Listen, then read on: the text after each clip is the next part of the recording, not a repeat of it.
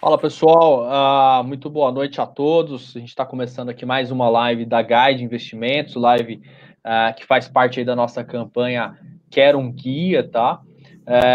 Campanha que tem aí por objetivo, né, trazer aí informações de mercado, né, trazer conhecimento, novas oportunidades, enfim, o que está acontecendo no mercado, a gente está aqui justamente para trazer essas informações para vocês. E hoje, né, eu estou aqui com o Márcio Bandeira, tá? Um dos nossos guias, né? Um dos nossos assessores aqui de Curitiba, né? Da HI de Curitiba.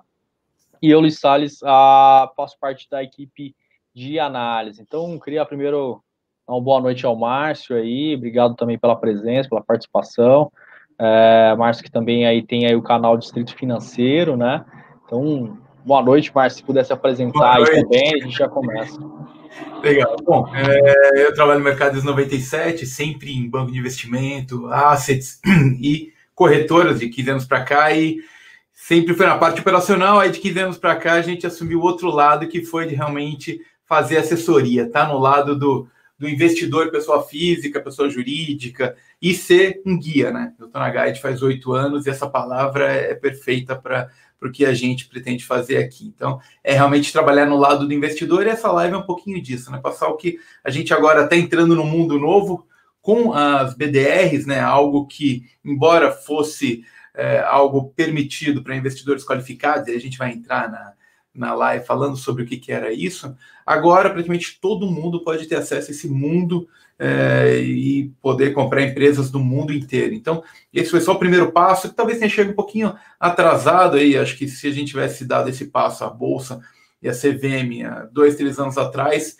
teria sido um timing ainda mais perfeito. Mas o importante é realmente a gente ter aberto a porta. Então, trabalho com investimentos desde que me conheço por gente, desde 97, quando eu entrei no banco de investimentos, e agora faz 15 anos ao lado das pessoas, sendo realmente tentando ser o guia delas ou o braço direito nessa parte de investimentos. Então, sempre com o suporte das áreas de research, e aí o Luiz Salles aí é nosso braço direito nessa jornada que a gente vai começar de BDRs.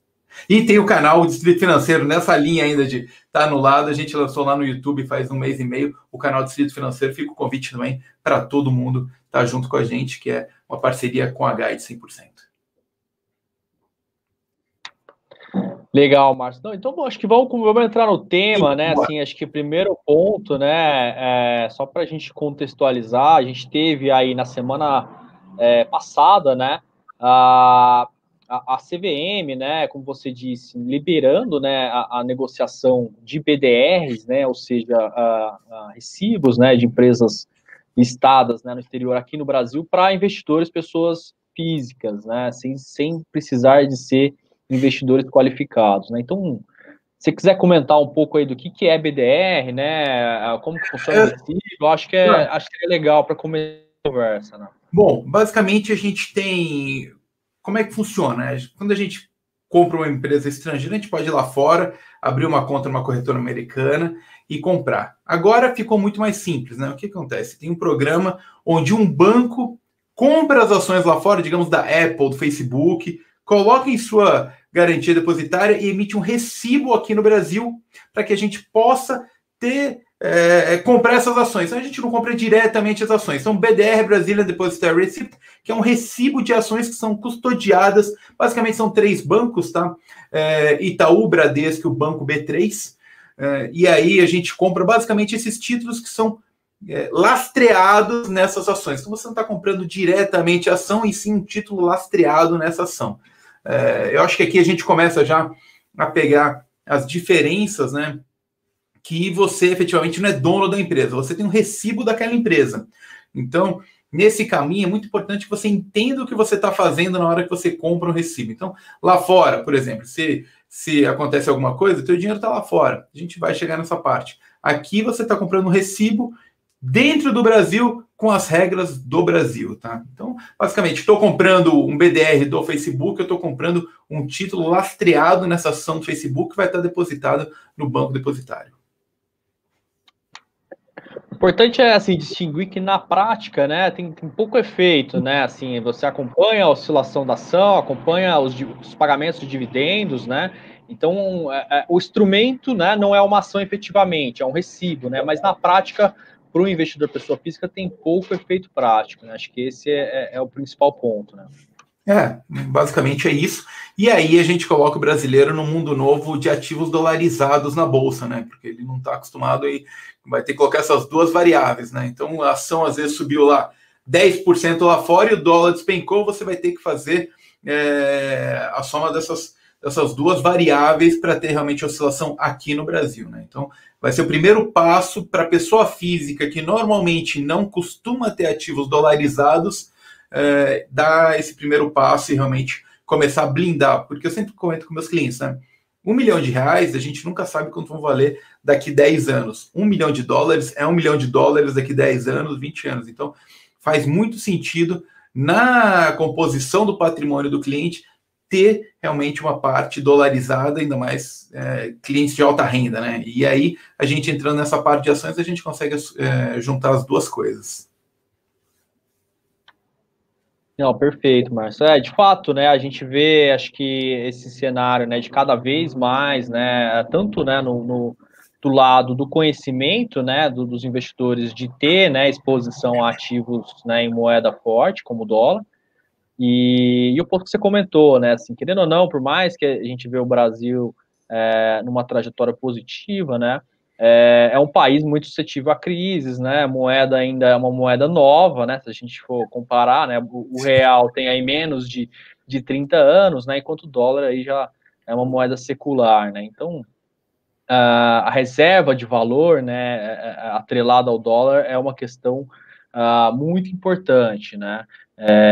Então, acho que esse é o principal ponto, né? A gente também aqui na Guide já vem trabalhando na nossa alocação de recursos, né?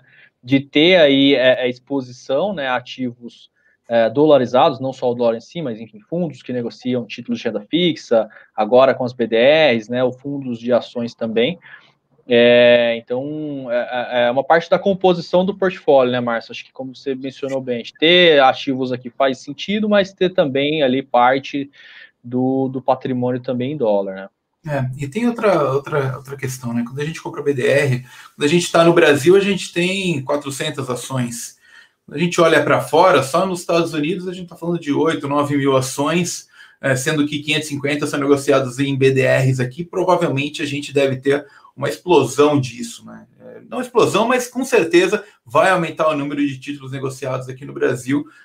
E aí, pô, vai ser muito legal. Você ter tua carteira de ações, eu posso reservar uma parte, não só para dolarizada, mas com empresas com expressão mundial, né? Eu posso ter Disney, eu posso ter Facebook, Amazon, Google, Microsoft, Netflix, Tesla. Só a Tesla subiu 10% hoje. Então, você está num outro mundo, e aí entra muito o meu papel, passar para o cliente a necessidade disso e o quanto isso realmente abre portas, né? O quanto faz muito sentido você ter acesso a praticamente o mundo inteiro em questão de qualidade de empresas, né? A gente está falando das principais empresas mundiais, e aí entra o papel do research, que é realmente nos ajudar, o teu papel de, Márcio, vamos por aqui, vamos por ali, para que a gente consiga realmente selecionar o que é bom, o que é ruim, porque o grande problema do investidor pessoa física, eu acho que uma das coisas que a CVM barrava essa questão, é como é que a pessoa física vai conseguir ler um balanço em inglês, ter uma noção do que ela está fazendo, mas na outra ponta permitia que ela fizesse um monte de operações alavancadas. Não vamos entrar nessa questão aqui, mas eu acho que aí agora entra o papel do research, o papel de realmente quem consegue olhar a empresa e falar se tem ou não fundamento. Uma é a Tesla, né, que é hoje a empresa com maior valorização no segmento de automóveis. Durante muito tempo era o maior short dos Estados Unidos e hoje só esse ano subiu, multiplicou por 4. Então, cada vez mais, uma boa análise, um bom research vai dar embasamento não só para a gente que é advisor, que a gente está lá no lado do cliente, como para o cliente final, que realmente às vezes nem tem uma assessoria, né? Não, de fato, né, Márcio? E eu acho assim, até antes de entrar nos nomes, né, das empresas que são muito fortes, acho que compensa a gente comentar até um pouco da economia americana, né?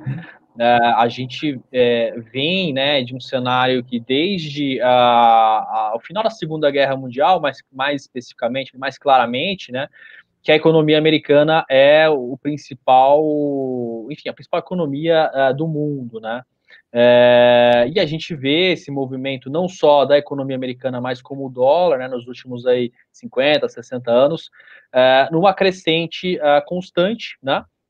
E sempre ali proporcionando, né, um ambiente de negócios muito favorável para as empresas, né? Então, economia crescendo, né, estabilidade econômica, reserva de valor mundial, enfim, e proporcionando ali para as empresas, né, um ambiente muito favorável, muito propício para o crescimento, né? Então, a gente viu lá atrás, né, empresas como a GE, né, surgindo, mesmo as empresas petrolíferas, enfim, sempre foi ali o celeiro, né, dos grandes empreendimentos no último século. Então, a gente está, primeiro ponto, né, apostando ali na principal economia, né, mundial. A gente tem aí a China, né, entrando já nessa disputa, mas o bom também é que a gente tem empresas chinesas também nas BDRs, né, que a gente também pode aproveitar esse cenário.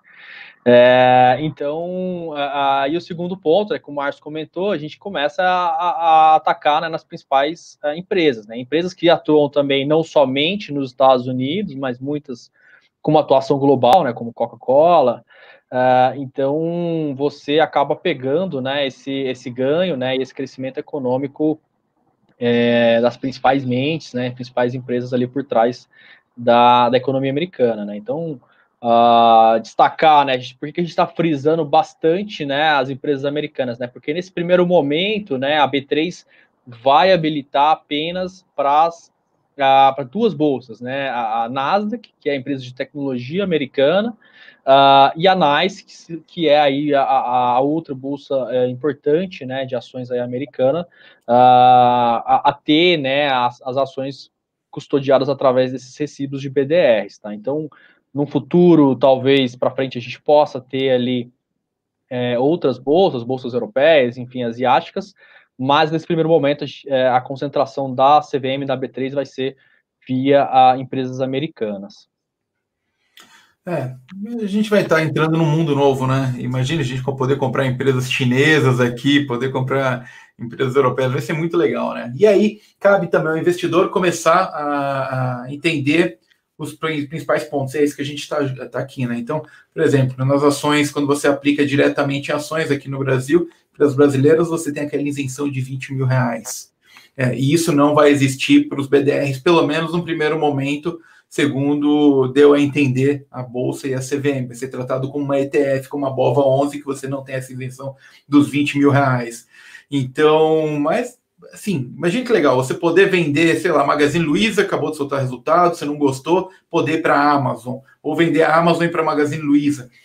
O mundo realmente vai se abrir, e aí é só realmente essa questão técnica que tem que separar bem, porque provavelmente não vai ter comunicação nessa parte tributária. Então, muita coisa vai acontecer, só deve começar a valer a partir de setembro, e a Bolsa está preparando um encarte sobre essa questão, né?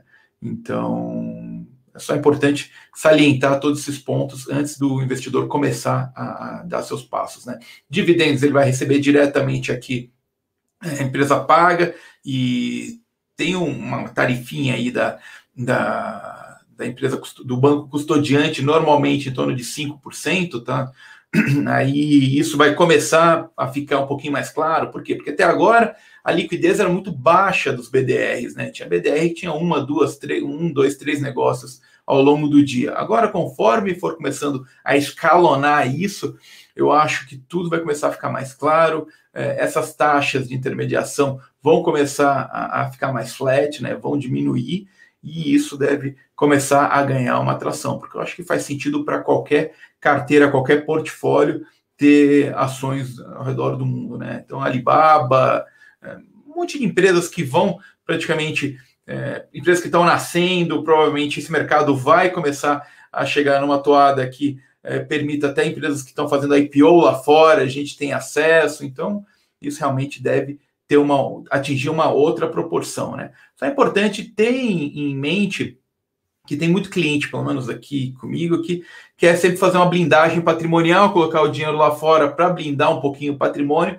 Nesse caso, quando você compra uma BDR, teu dinheiro vai estar aqui, é muito mais simples, porque você faz uma TED, compra no teu home broker essas ações, mas se houver qualquer questão, qual é o problema com o Brasil, que aparentemente a gente está bem tranquilo sobre isso, mas aí o teu dinheiro não está mais blindado, né? A gente está com... Você vai ter o risco Brasil, digamos assim, né? A Elaine, até a gente teve um comentário aqui, Márcio, perguntando até desse ponto que você tocou, né, com relação à liquidez, né, dos ativos. Se você quer comentar um pouco, assim, na minha visão, é muito, né, seguindo talvez os fundos imobiliários, né, que a gente talvez seja um mercado parecido, né, de varejo, né, e que possa seguir o mesmo rumo, né, dos fundos imobiliários. Eu não sei qual que é a sua visão com relação a isso. O que eu acho é o seguinte, a quantidade de pessoas físicas na Bolsa ainda é muito pequena, mesmo com a explosão que a gente teve desde a crise, então a gente tem ainda um mundo para crescer, e com isso a gente vai ter ainda mais liquidez, não só nos papéis normais, como nessas ETFs. E mesmo quem antes operava só os papéis da Bolsa, vão querer naturalmente ter uma participação em Amazon, em todas as ações. Então, a questão da liquidez hoje é um porém, é um problema sem dúvida nenhuma. Eu tive um cliente que queria vender Tesla, uma carteira de 400, 500 mil reais, que eu tive que procurar no mercado liquidez para ele. Não tinha.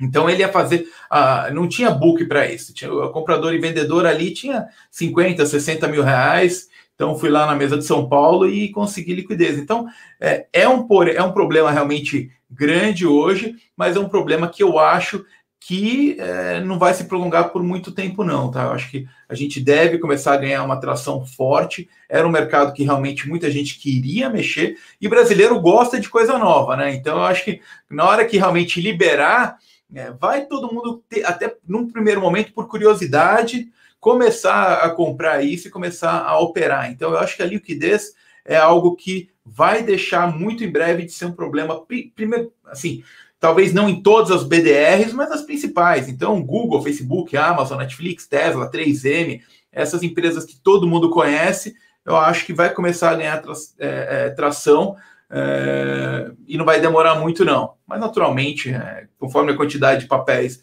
explodir aqui, hoje a gente tem 550 BDRs não patrocinados na Bolsa, na hora que virar 1.000, 1.500, naturalmente, uma ou outra que realmente não é tão conhecida ou não está em voga, aí pode ser que a gente tenha esse problema. Mas acho que nas principais, isso é algo que deve ser muito temporário, Luiz.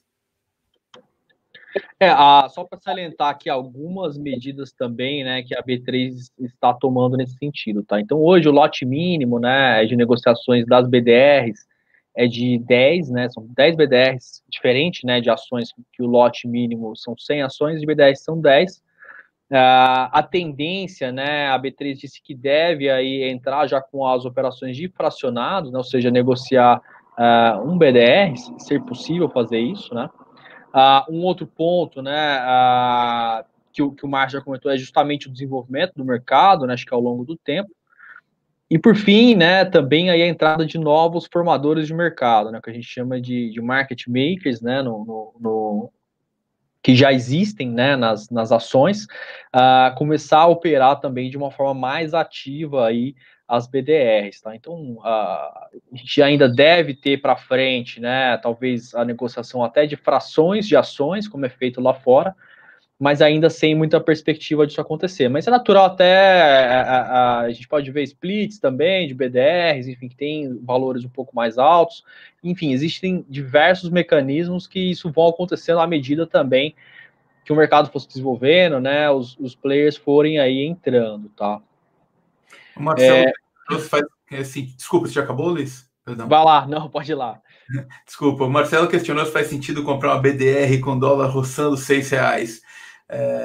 Vou deixar um pouquinho aí para você falar dessa parte de economia. Eu acho que quando você pensa em dólar, você está comprando um ativo em dólar. Da mesma forma que a gente falava que dólar a 5 era um absurdo, agora está em 6. Eu acho que quando você decidiu comprar o ativo, claro, se for por especulação, você tem que pegar todo o cenário, né? Mas dá a tua palavra aí como essa parte de research, que eu acho que vai falar com muito mais propriedade do que eu, Luiz.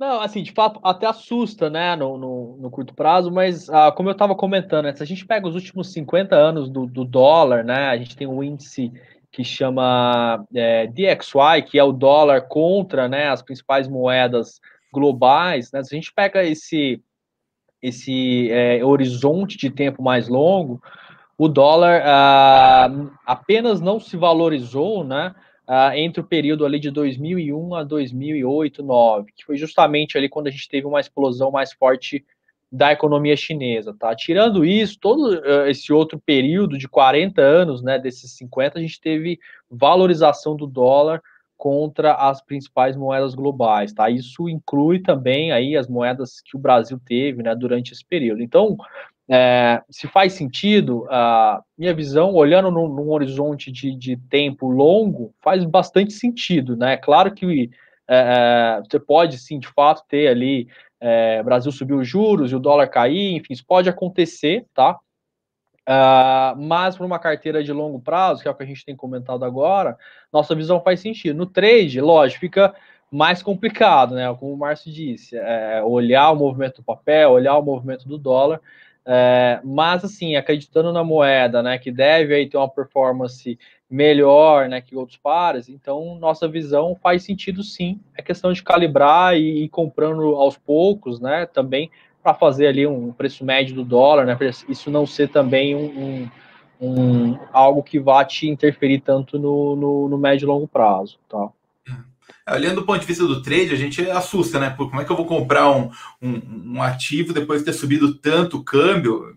E confesso que realmente não tem resposta fácil e ninguém consegue responder isso. O dólar, eu estou no mercado desde 97, o dólar é sem dúvida um dos ativos mais difíceis de operar e que demanda muito acompanhamento, muito estudo.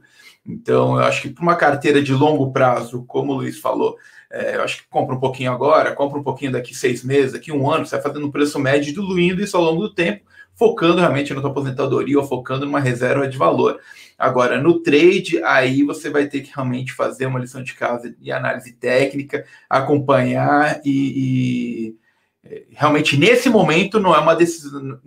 Qualquer pessoa que te dê uma resposta objetiva vai estar menosprezando a tua inteligência, porque realmente agora é uma coisa muito difícil. E se a gente baixar o juro, se realmente tudo der certo, o dólar for para 4, voltar lá aquele sonho a gente poder voltar para Disney, todas aquelas coisas, aí realmente aí vai ser um trade muito fácil, né? Que era mais ou menos como a gente passou em março, que a gente olhava para a bolsa e via a maioria dos ativos caindo 50%, 60%, você olhava e falava, racionalmente faz muito sentido comprar agora, parece algo muito fácil, mas na hora era muito difícil por causa da parte emocional.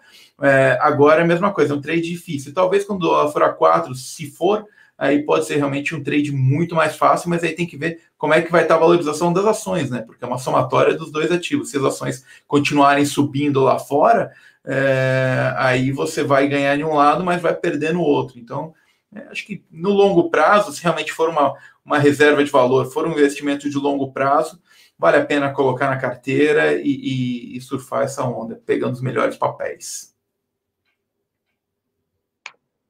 E aí o nosso research que vai entrar nessa questão. Mas a gente tem duas dúvidas aqui de tributação, uma do Ricardo, né, falando se compensa, né, a tributação de BDRs, e da Vanessa, né, também, como que funciona aí o IR sobre ganho de capital. Não sei se você quer comentar um pouco, já falou um pouco, mas se quiser voltar a esse assunto, acho que é bem pertinente. Essa parte de tributação não existe mais aquela questão dos 20 mil reais sobre ações, né, teoricamente. E aí a gente tem os dois mundos, né? Quando você investe lá fora, você pode usar aquele benefício dos 35 mil reais, onde você pode vender, ter ganho de capital e não ter que apurar imposto de renda. Já aqui não, você vai ter que pagar.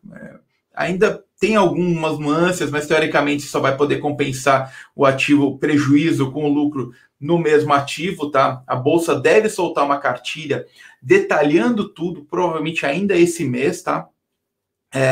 Na parte quando você coloca o ativo no teu imposto de renda no final do ano, a bolsa não colocava CNPJ das empresas, então você não conseguia colocar com bens capitais lá em ações, você tinha que declarar com outros investimentos. Então, todo mundo, pessoal, antes desse imposto de renda, antes colocava tudo zerinho, conseguia passar na questão do bens e direitos. Agora não, agora você tem que, porque você tem que colocar o CNPJ, se deixar tudo zero, ele não deixa passar, então você tem que colocar como outros tipos de investimento.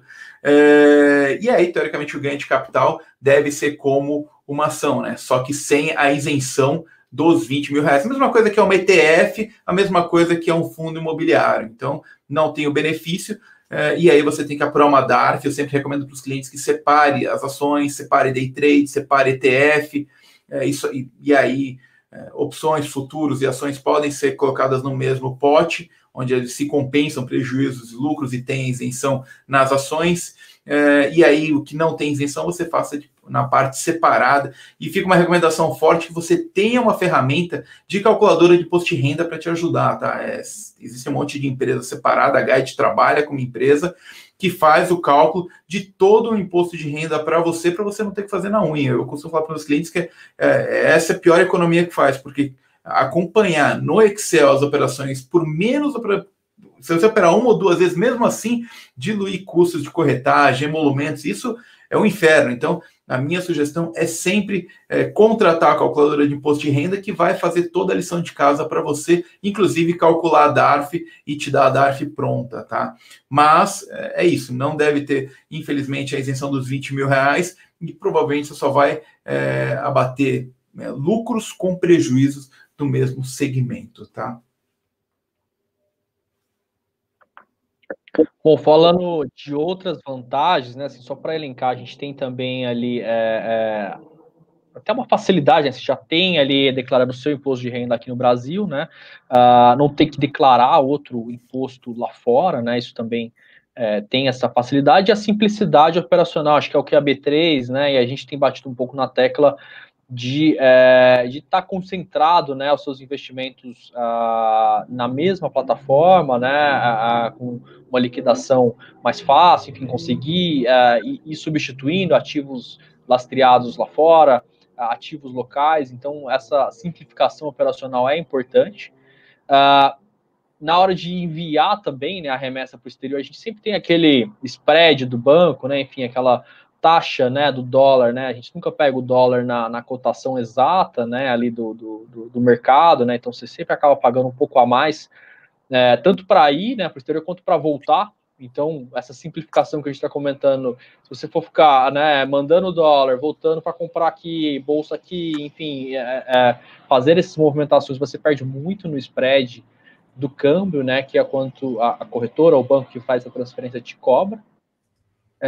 E a questão do inventário também, né, Márcio, que você falou aqui também do...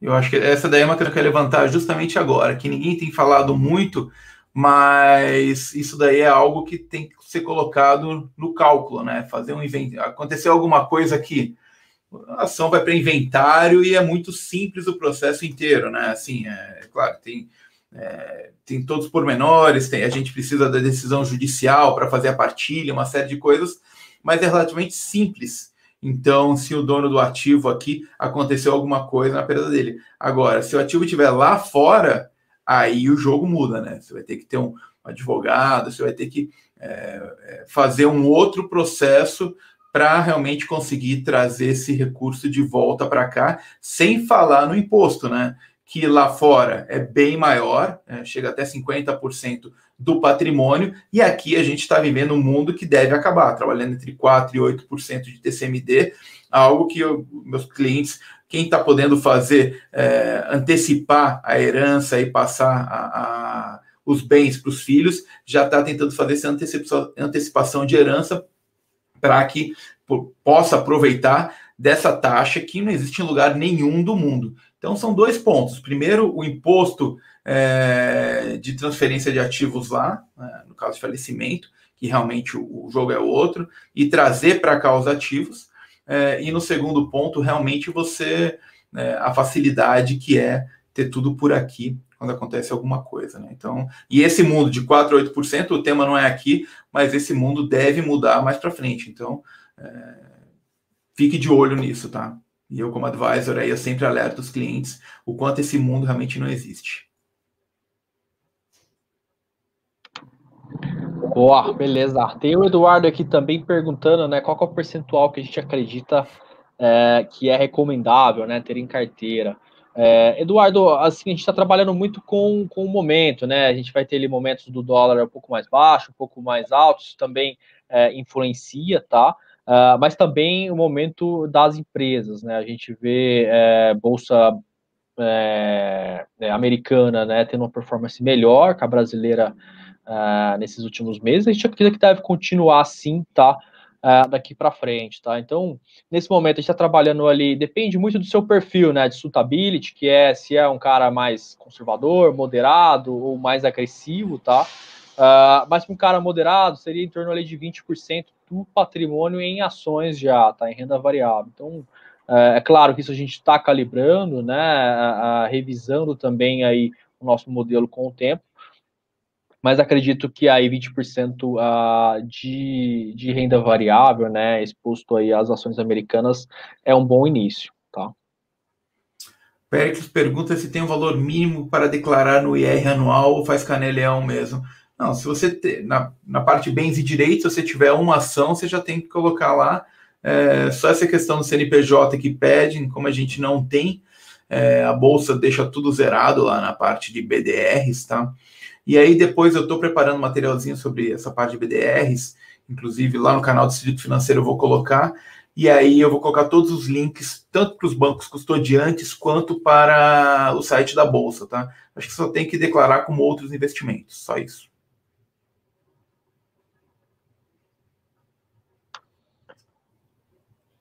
O Marcelo perguntando também, né, os tipos de diferentes tipos de BDRs, né, quais estão sendo liberados para a B3 para investidores não qualificados. Marcelo, é justamente isso, né, que a gente está comentando, a liberação de todos os tipos de BDRs, na verdade, para os investidores não qualificados, tá?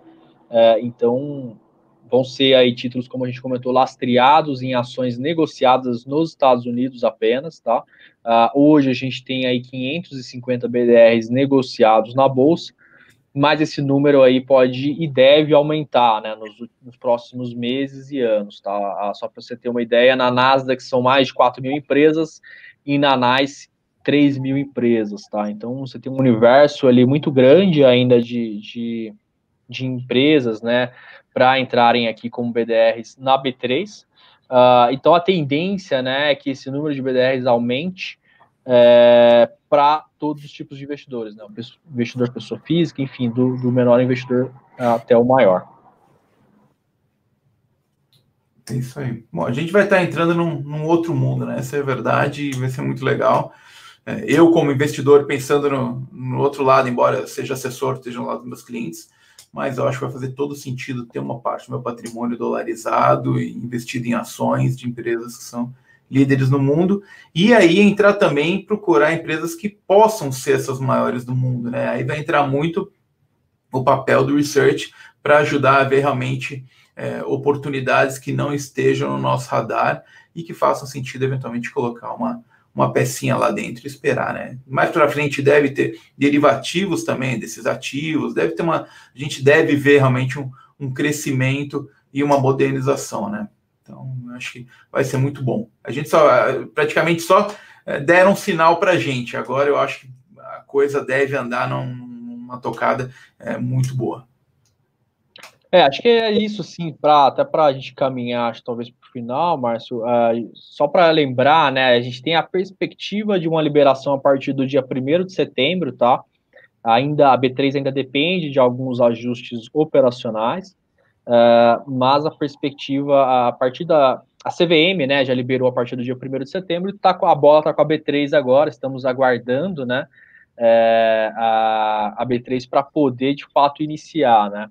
E do nosso lado, a gente deve também começar, né, ali uma cobertura mais forte, né, a gente deve soltar a nossa carteira recomendada também aí de BDRs, enfim, iniciar a cobertura em alguns ativos, né, e à medida também do tempo ampliando e também aproximando das empresas americanas, tá? Então, acho que do meu lado aqui, Márcio, não sei se você quer